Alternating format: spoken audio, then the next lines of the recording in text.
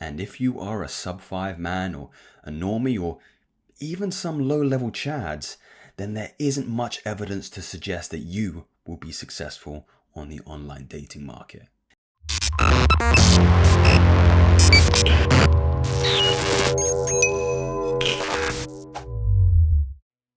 One of the biggest pain points for modern men is online dating. If you've been on the Tinder, Bumble, Hinge, Carousel for long enough, or any of the other crass apps we as humans use to try and find love, make connection, and find a companion, then you know how challenged the modern market is. Listen to some of these statistics. The ratio of men to women on Tinder is 78.1% to 21.9%. On average, men swipe right 46% of the time. Meanwhile, women swipe right 14% of the time. And the primary use for an app like Tinder isn't companionship, it's validation. In fact, 45% of people using Tinder use it for confidence and validation purposes, 22.5% for casual sex, and only 4% for an actual relationship. Fuck. So competition is high, odds of matching are low, and even if you do match with somebody, then the likelihood is that they're using it for validation purposes, for clout, just to make sure that they still got the game, but you're not getting any of the box. Like the marriage one. Yeah, and Bumble. But which one are you Yeah, on which ones wasting are you people's on? time? Tinder. What do you mean? That is so crazy. Like, I wouldn't waste people's time on like Hinge. No. That's like too cruel. No, because people know they're different. This is so mean, though. I don't understand what the point of this is. I know, we're just gonna get exposed I on know, whatever I know. this is. We're getting TikTok canceled. viral, we're just gonna be canceled. No, it just feels like a waste of everyone's time, yours and theirs. But they also don't want anything serious if Yeah, they're on it's Tinder. like- So if you are a young man watching this video, I do not believe that entertaining some of these as before mentioned apps is in your best interests for certainly getting a relationship and certainly not for your mental health holistically. So let me explain. If you aren't privy to it already, if you reduce a human interaction to its superficial elements, you'll more than likely only get superficial results. As the data suggests, your success is purely predicated on your genetic value. And if you are a sub-5 man or a normie or even some low-level chads, then there isn't much evidence to suggest that you will be successful on the online dating market. Now, I don't say this to be a nihilist, rather a realist. I don't wish for this to be a depressing video, rather a saving grace video. You need to understand that 80% of women are matching with the top 20% of men. And I was just watching a stream by Hamza where we just quoted that statistic, and he even says it's probably as high as 5%, only dating the top 5% of men. So needless to say, if you aren't at least 6 foot, if you don't have a square jawline, if your facial symmetry isn't on point, and if you're not in good physical shape, then there's an argument to be made that you can't even compete on the online dating market.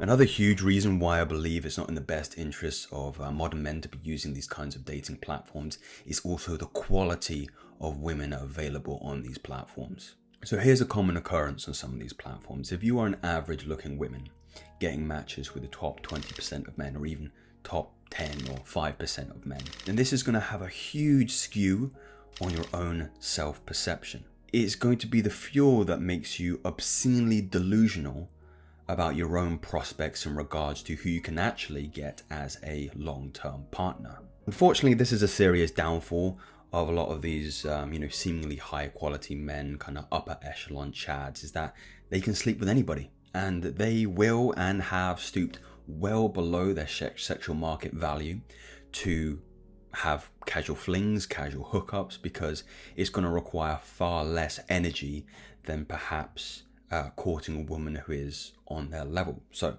a quick example is that, of course, the 9s and 10s in terms of men can easily sleep with a 5, 6 or a 7, and it's going to be a little bit more challenged to perhaps get the same kind of effects quicker with somebody who is a 9, 10 woman.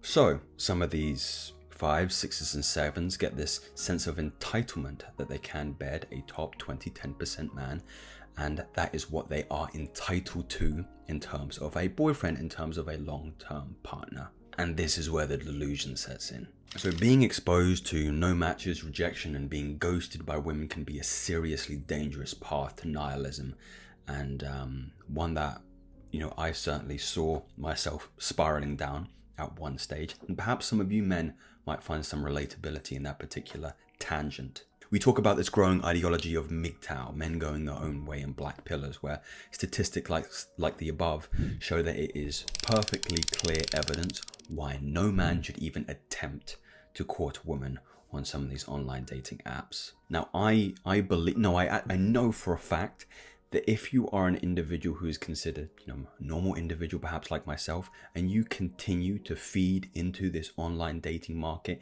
into the Tinder, into the Bumble, into the Hinge, then this is going to be utterly detrimental for your mental health long term. So stop swiping right until you lose all your feeling in your thumb and you get some kind of neuropathy. Quick little point actually is Tinder has an algorithm that punishes desperation. So if you are more constantly swiping right and getting no matches, then the algorithm deems you as something that is not valuable on the platform and will therefore downgrade your searchability.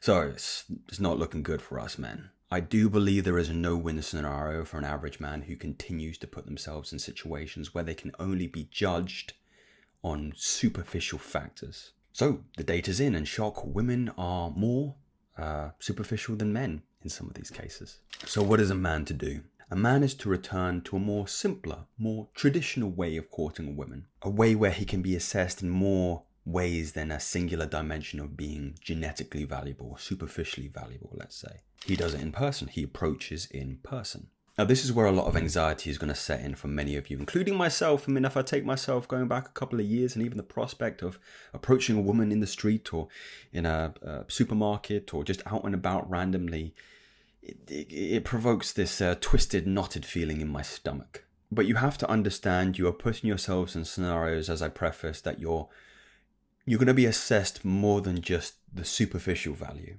You're going to be placing yourself in a scenario where, beyond the trite examples of personality, humor, confidence, I would also factor into that equation environment, perhaps the energy exchange between the two parties, and social circles also. In fact, one of the key indicators of developing a relationship with somebody is proximity. If you are frequently interacting with somebody in the same social group, work environment, friend circle, you will find more opportunities to convey value and courtship with that individual. Think about it another way.